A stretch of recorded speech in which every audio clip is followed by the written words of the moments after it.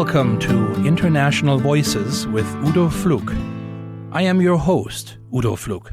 If right now you're thinking, wait a minute, I know that voice, it's because for the past year, the Trail 103.3 has invited me every month to talk about the 4 worldview films screening every spring and fall at the Roxy Theater on their Monday morning program.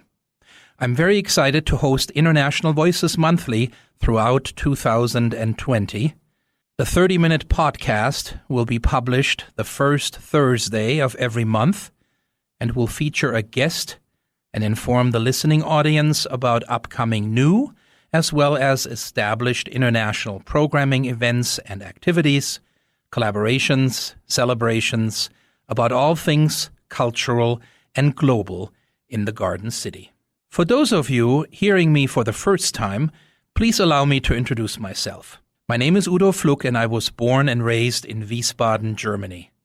I went to elementary, middle, and high school there and came to Missoula in 1989 to study broadcast journalism.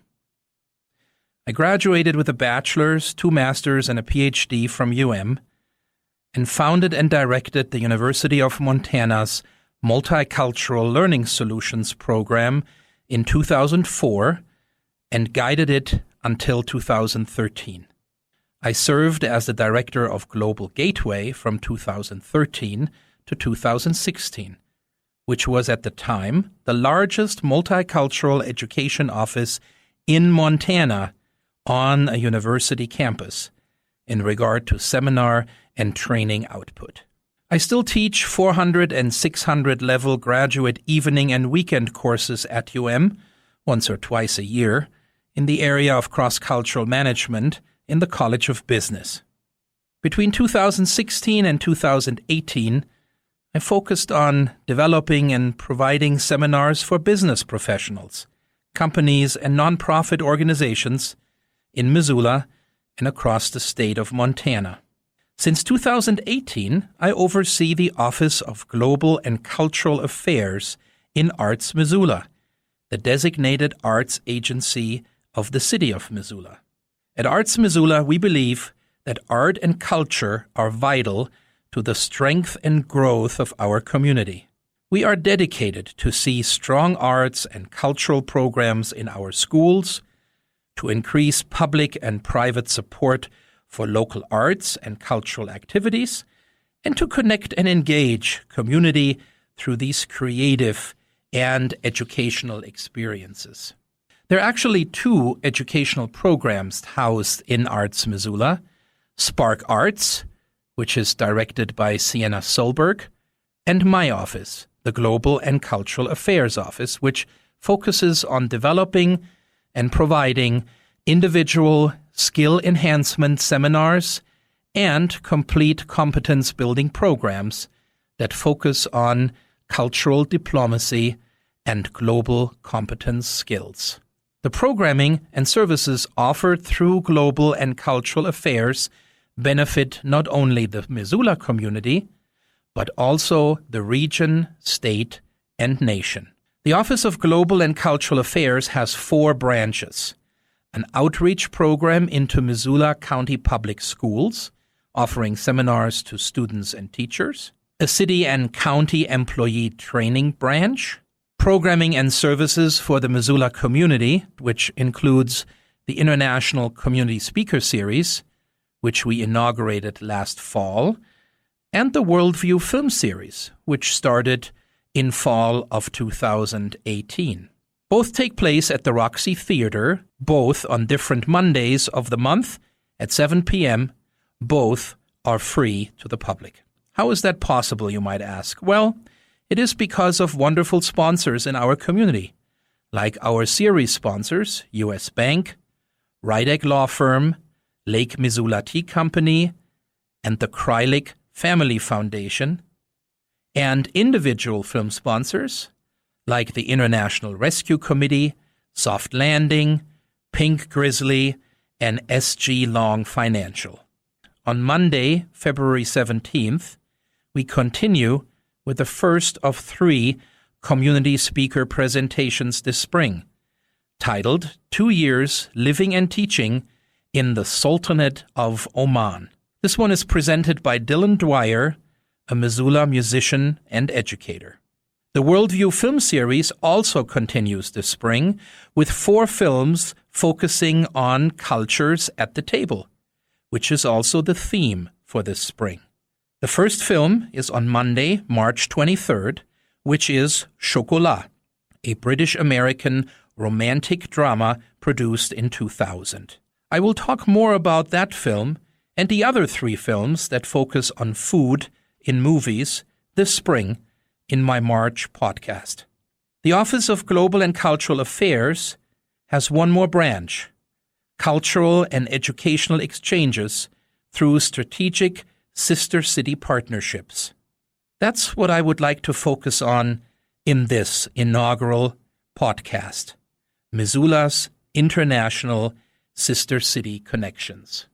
And it's my great pleasure to have my first guest, Tom Bensen, who is the Executive Director of Arts Missoula. And Tom has been involved with Missoula's Sister City for many years. I would like to welcome Tom and ask him to tell us a little bit about his involvement with the Sister City program. Sure. Well, thank you. Thank you, Udo. To begin with, the Sister City idea is something that's been around for many years. Unofficially, it's been around for a long time. There are examples of sister cities in parts of Europe going back several hundred years, actually. But it really picked up steam and it really picked up new energy after World War II, particularly between cities in Germany and France. Historically, as you know, Germany and France have been at war off and on with each other.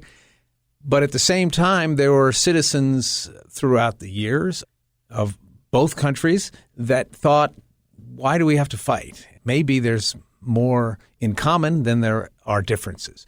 So there have been unofficial sister cities between cities in Germany and France for many years. Following World War II, there was a big push to prevent another world war on many different levels. And when Dwight Eisenhower was president, he began what he called the people-to-people program, citizen diplomacy. And part of that was making the Sister City idea official. And the Sister City International has been an organization based out of Washington, D.C. since 1956. Long time. The mission of Sister Cities International is to promote peace and mutual understanding, one citizen at a time. I love that. You need to kind of pause and let that sink in. Peace and mutual understanding. There are about 3,000 Sister City partnerships throughout the world. Montana has not been overly active in the Sister City idea. It has really taken root in some of the larger cities, New York, Chicago, Seattle, San Francisco. They have many sister cities. Montana doesn't have too many, but Missoula has 2. And they both have really emerged from the academic part of our society, the University of Montana. Both of our sister cities began with faculty exchanges. We have 2 sister cities, one in Neckargemünd, Germany, which is a suburb of Heidelberg, and the other is in Palmerston North, New Zealand.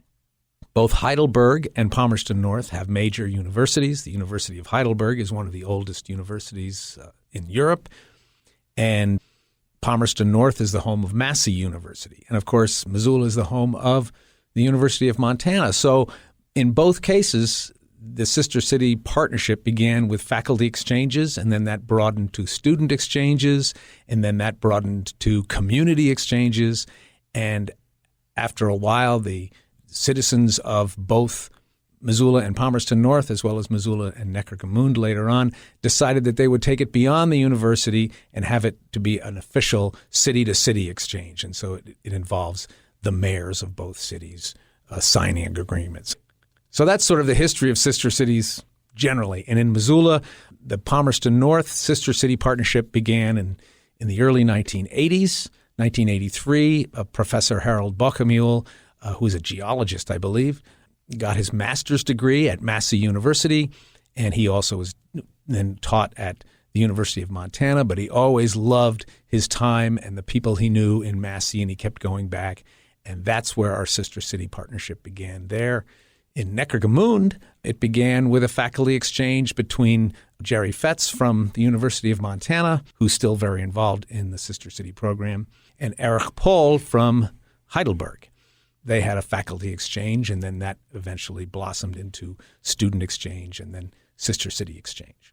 Thank you, Tom. I think that is really important to know that the sister city program is not something that was started fairly recently, but actually goes back decades. And which one of the two is the older connection? Palmerston North has been a sister city with us since 1983, I believe. Neckargemund since 1994. So they've both been around a long time. Palmerston North's been around a little longer in terms of that partnership. Now, what is the importance of twin city programs when one sort of looks at the deeper impact of it? Looking at the big picture of what I said, the idea of citizen diplomacy, or what's called cultural diplomacy, promoting peace and mutual understanding, I can only agree with that. You can't disagree with that idea. But I also think that we can learn a lot if we reach out beyond our immediate surroundings. We can learn a lot from people, other parts of the world, other cultures. We will learn that we are actually more similar than we are different. There are some concrete things we can learn. As cities grow and develop, we can take a look at how are they dealing with housing? How are they dealing with development? How are they dealing with very certain social issues? What is their tax policy? What is their overall government policy? There's a lot of sort of nuts and bolts thing we can learn, as well as what can we learn culturally? What can they teach us? Right. It's one of the most important things, I think, is when we've had exchanges with groups from Palmerston North, I immediately struck by how the indigenous people of New Zealand play such a large role in their day-to-day life and all sorts of ceremonial activities, and we can learn from that. So, Tom, can you tell us about some sister city activities of the past that sort of stood out, that really were something new and innovative that connected the two places? The way the sister city succeeds or doesn't succeed is based on human energy, and it's based on significant number of people who have an interest in that part of the world and want to take that interest to that part of the world, and we can help them. We can administer that for them and sort of help pave the way. The first time I was actually aware of the whole sister city partnership, I wasn't involved in Arts Missoula at all, but I did sing in Missoula Symphony Chorale. And a group of members from the chorale were going on a tour one summer to Austria and a little bit to France. And then at the end of our tour, we were going to go to Germany to our sister city. And I said, oh, okay. So a group of us went to Neckargemund, and we sang some concerts there. We met the choir there, and we had some joint concerts there. And what I didn't realize was it was the official signing of the Sister City Partnership. And Mayor Dan Kemmis was there in attendance, and there were a number of people from the university, a number of people from the Missoula City Hall, and there was a large ceremony where they officially signed the Sister City Agreement. I was very moved by that. And years later, I became the director of Arts Missoula, and then I became part of the Sister City program. And what's happened is over the years, there's been a number of choirs that have toured. Some of those choirs actually came to Missoula as part of the International Choral Festival from both Palmerston North and Neckargemund. There have been a group of quilters organized by the Jeanette Rankin Peace Center who went to the New Zealand National Quilting Exhibition. There's been a connection between the rugby community here in Missoula, and of course rugby is the national sport of New Zealand.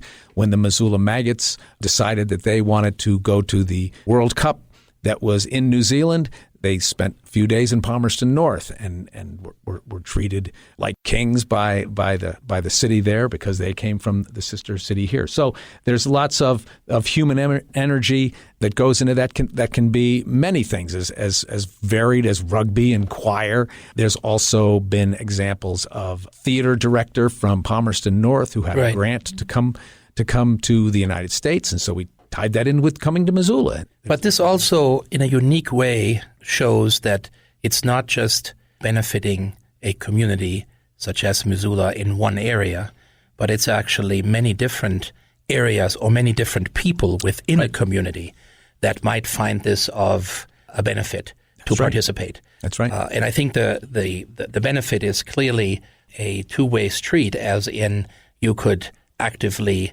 go and be part of a group that goes abroad. Right. But whenever a group comes, of course, you have individuals that one can provide a homestay for, or one can involve the individual in some activities on location. So I think the nice way is that it is sort of a little bit of everything. One can be involved and actually go places, but also be the host. That's right. When people come from the sister city. Right. And there's also been a big student exchange part of the program, which I hadn't really gone into. Students from all of Missoula County Public Schools traveled to Neckargemünd, and then Neckargemünd students came to Missoula. There's also been, in the past, a Vienna program where students go to Europe, and music students would go and they'd study. They spend a lot of time in Neckargemünd. There's opportunity for student exchange. There's opportunity for social groups to go. There's opportunity for professionals to go as well. When I think back about my own involvement in this, it goes back to when I was growing up in Germany, and the fact that when I was 8, the city that I lived in, Nauroth, which is part of the larger city of Wiesbaden, in 1975 twinned with a French city. And you were just talking earlier about a lot of the sister city connections between Germany and France have started right after World War II, and the fact that nations had fought a war, but that individuals were sort of saying we were never involved in this, or we didn't have any sort of negative feelings for the other country or for the people in that country. And so I think it was this way of, back in 1975, even though the war was decades over, but there was still sort of this idea of, can we do something on the smaller level? Can we do something on the level of just one community interacting with another community?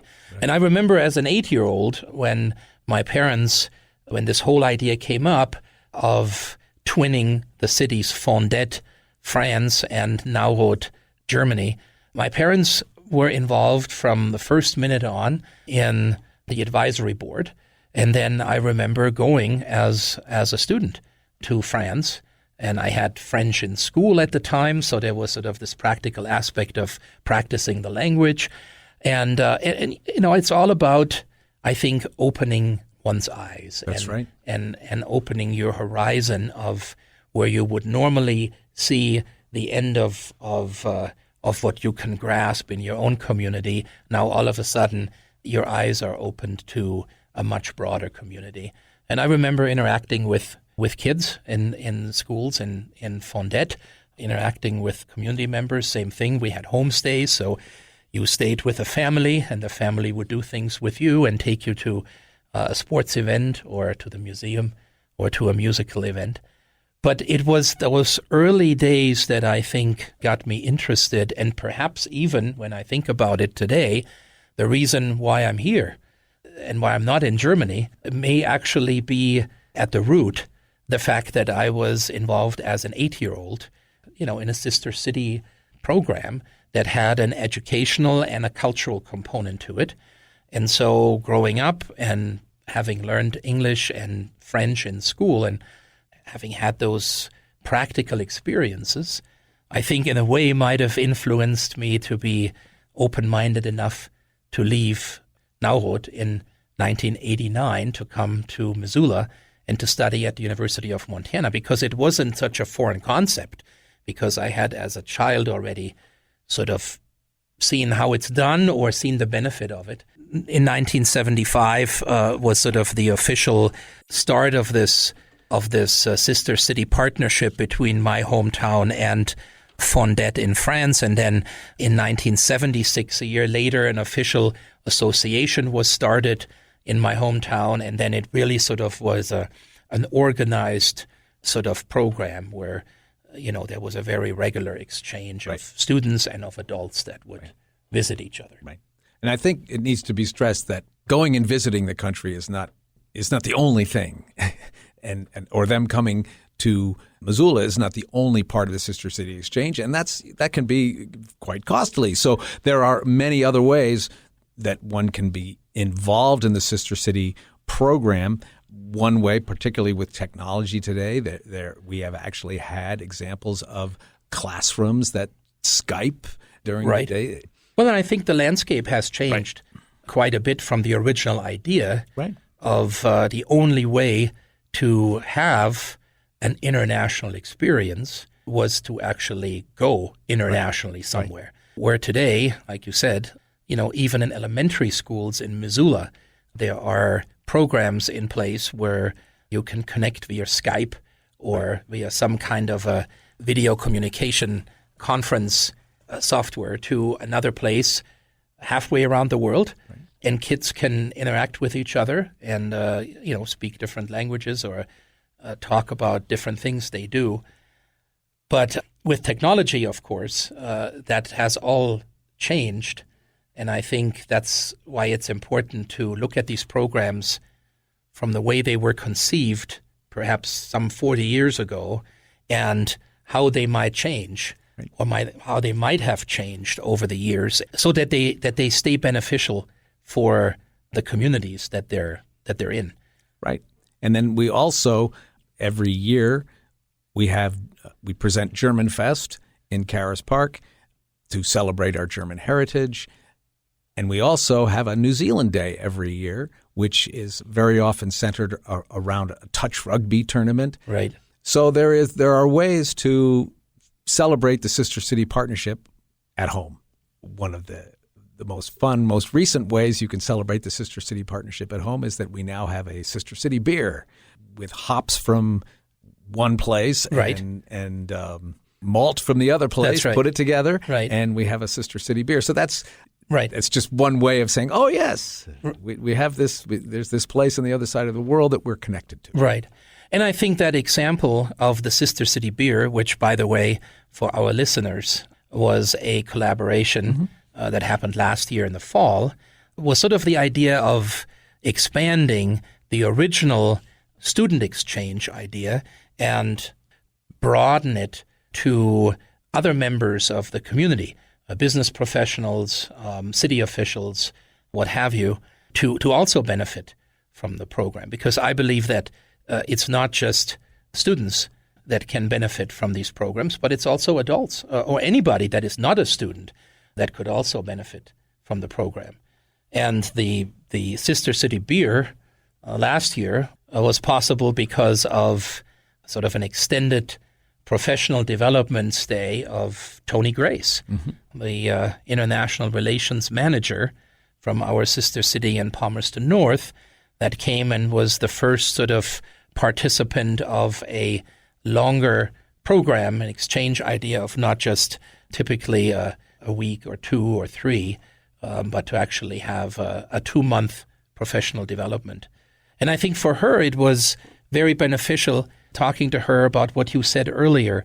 It's about the things that we can learn from each other.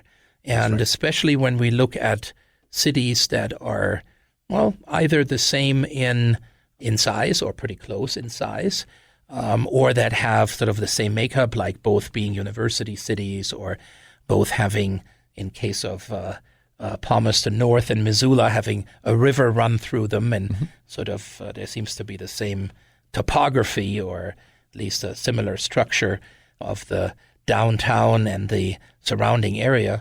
And I think the big topics that we're tackling, such as housing or healthcare or transportation, that every community of a certain size has to come up with solutions. It's really neat, and from talking to Tony last year, to sort of have this opportunity to learn from the Twin City. That's right. And to then bring these ideas back to your own community and to say, hey, in my 2 months abroad, it's an interesting way of looking at the transportation issue that we've been facing, and here's what our sister city came up with, and probably we can model our solution after that, or so that we don't reinvent the wheel, but that we actually learn from each other and probably even from each other's mistakes over time. That's right. That's right. On another side of it, there are things that you will learn about people in the other part of the world that you wouldn't necessarily think about, and you wouldn't hear if your only source of information was mainstream news. Right. And the example I can think of is I was visiting a year and a half ago. I was in Neckargemünd for a short visit, and at that time there were many protests in Germany, and some of them quite violent or potential of violence. There was a lot of stress and strain over the immigration issue, and that's what was in the news. It was startling, and it was very frightening to see how these protests were being carried on in various parts of Germany.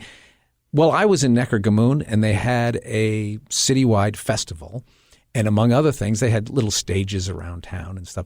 And at one stage, they had Middle Eastern belly dancing all day, belly dancing groups from all over the region. And they weren't immigrants. They were Germans who were very fascinated with the idea of belly dancing. Right. And I'm thinking, well, you don't hear this? And then I thought of, well, how is that similar to Missoula? Well, in Missoula, there's always been a real popularity in African drumming. Right. Aren't a whole lot of Africans living in Missoula, Right. but there is a fascination with that part of the culture, and there's an appreciation of that part of the culture. Right. And I never would have thought of the appreciation of just average Germans to Middle Eastern belly dancing until I saw a complete day of almost a dozen different groups from all over the region all doing their belly dancing in Neckargemünd. It was quite fascinating. Well, I think it's all about perspectives, and if you don't have that opportunity to have that perspective, then you don't even know what you're missing. That's right. But once you can experience that, and you can, it broadens your mind. You think about things differently. That's right. And you probably, hopefully, make a connection to your own community and sort of say to yourself, wow, that's an interesting way of celebrating a diverse community. Yep. or celebrating the diversity within a community. What are some of the things you see coming down the road here for our Sister City program? I think it's important for our audience to know how much has been going on. Mm-hmm. And just the other day, we compiled a list in the office, and we came up with, for sure, 20 exchanges over the last 3 decades. So that brings us to a pretty good average when we think about it. It's not like these things are not happening for a decade, but there's actually fairly consistently this back and forth of exchanges going on. But in looking at the program, when I first joined the office, I noticed that it was conceived 40 years ago under the technology setup that existed at the time. And especially for the student exchange, this was probably about the only sort of real interaction that people could have other than going to a library and checking out a book.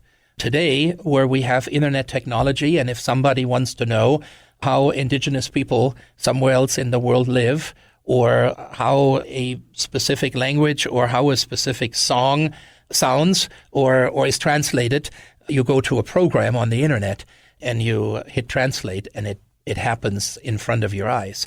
And so technology has, I think, aided in all of this and to some degree brought us closer together. But one could argue that it remains an artificial experience. And no matter what you can do technology-wise, it isn't as good as the real person-to-person interaction. And so I think taking that into consideration and modifying those programs a little bit and looking at, okay, so what are the needs today, and what are young people doing, and what is available to them at their fingertips, and are some things not as important anymore? Have they been pushed on the back burner? Or can I, as a student, get some information much easier through the internet, may have taken some of the luster away that these student exchange components had at one point, because it was the only way to get this international experience. And so I think modifying that a little bit, and we've talked about the idea of sort of looking at a modification of these culture and language immersion program idea to expand it to include non-students. So community members, professionals that might learn from each other by actually going in an exchange program to the sister city and interacting with people there and exchanging ideas. Mm-hmm. And that could be anything from production to distribution and marketing.